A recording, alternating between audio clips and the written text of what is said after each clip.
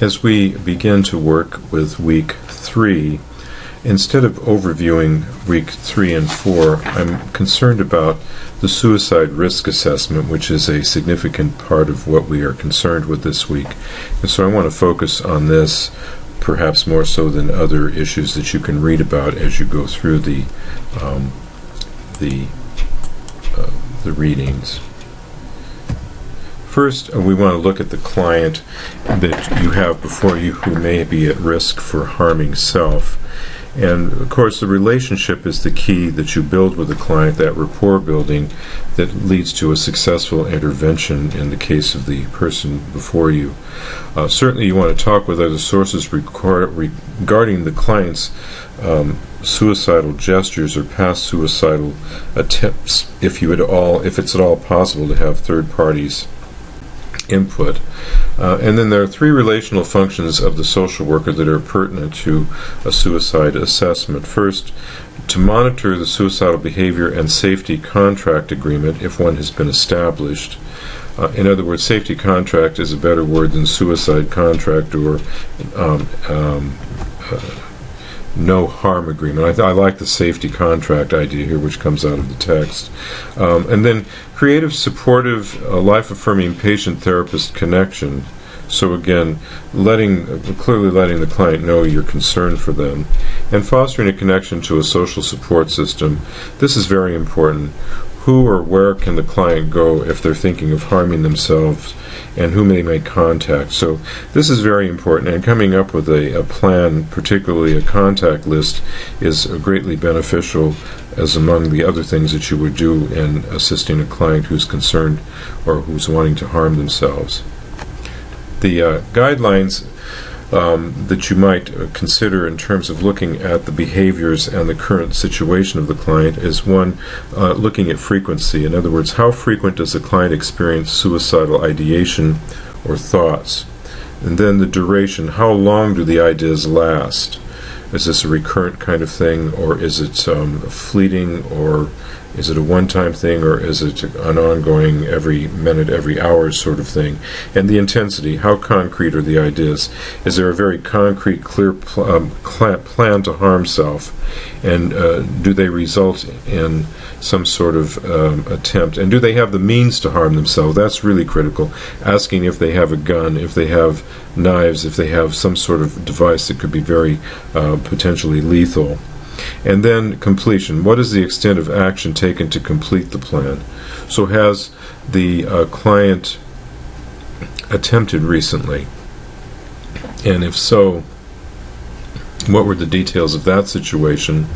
But also being very clear, and as clear as possible, about the plan that one may have to harm self.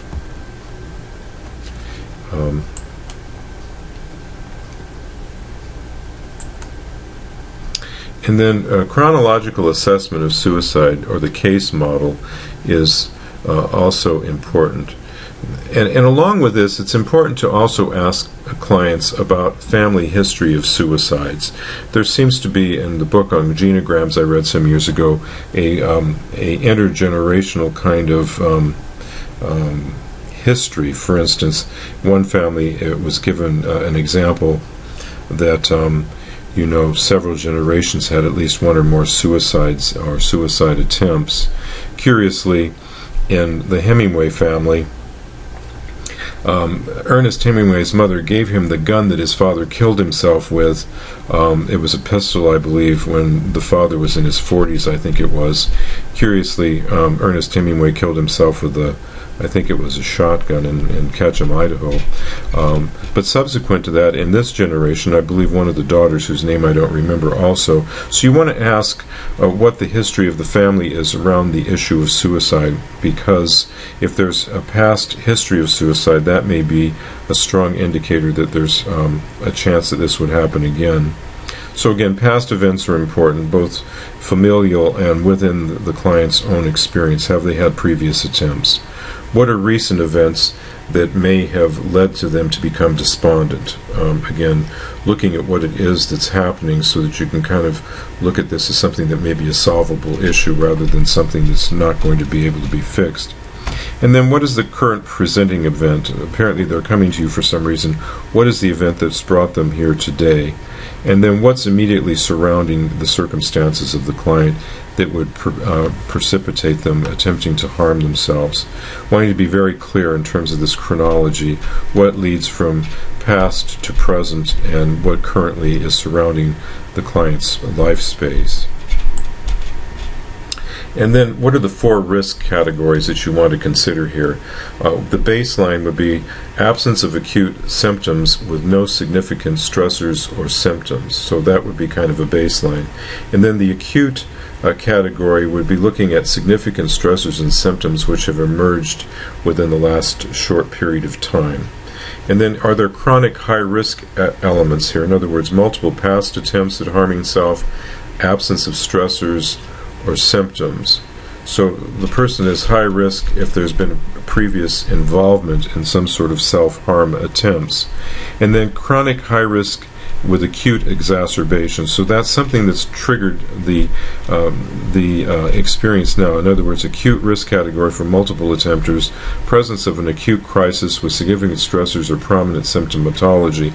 So in other words, something has affected the person now that makes them want to harm themselves, whatever that might be in their life space. So you want to be very clear about what is again, the past attempts and then the current, which will indicate, greater likelihood of self-harm. And then what do you do about providing safety for the individual? Certainly, referral to a psychiatrist is required of a suicidal client.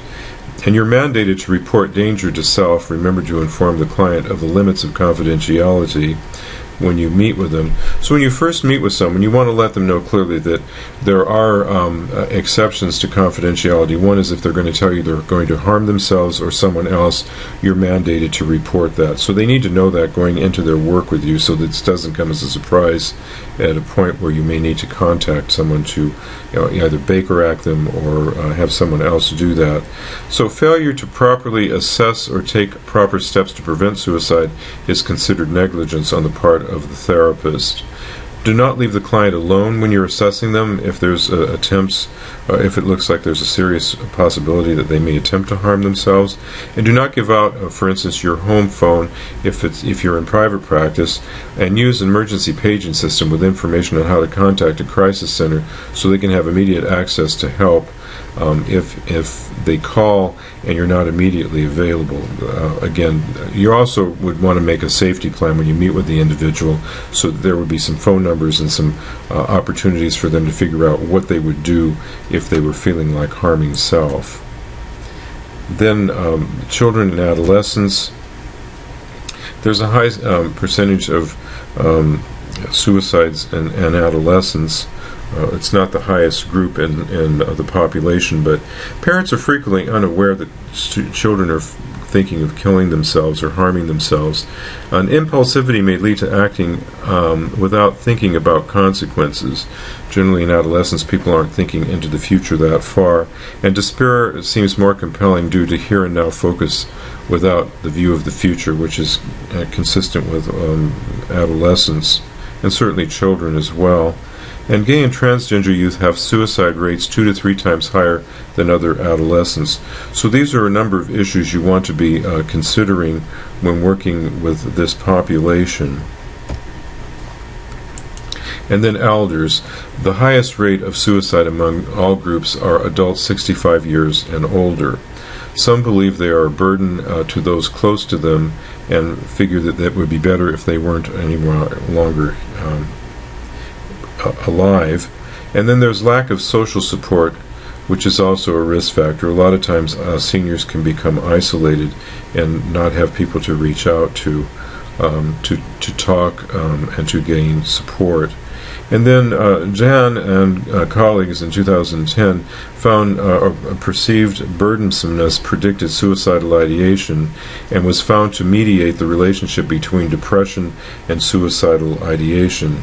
So in other words, if I feel I'm a burden, I'm most likely going to be depressed at some point, and that would lead to my thinking of harming myself, as an example, in terms of how elderly individuals might think. And then documentation. It's extremely important to clearly state the parameters of confidentiality with the client, as I had mentioned, and to document that you inform the client of boundaries regarding confidentiality in your notes, and also document in your chart your discussion with the client and the specific safety contract and the details of that. It's even helpful if you have them sign it, although it may not be considered a document that may be used in court, but I think that it shows there's some intent to attempt to find some sort of help if one is feeling totally hopeless in a situation. And then remember to use quotations from the client in your clinical record. In other words, quote the client's comments about their intent to harm. The other area would be homicide. I noticed this week it talks about high-risk clients.